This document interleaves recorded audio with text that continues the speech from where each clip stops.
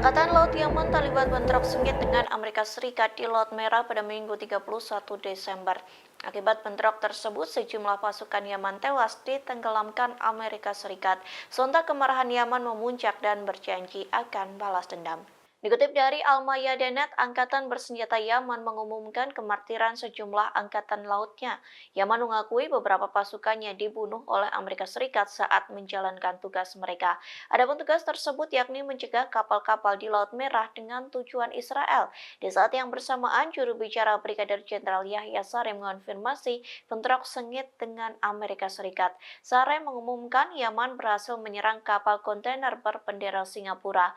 Adapun kapal Max Hangzhou itu sedang menuju ke entitas pendudukan. Kemudian Saree mengancam akan melakukan balas dendam ke Washington. Bahkan ia menyebut Amerika Serikat akan menanggung konsekuensi dan akibat dari pembunuhan tersebut. Download Tribun X sekarang, menghadirkan lokal menjadi Indonesia.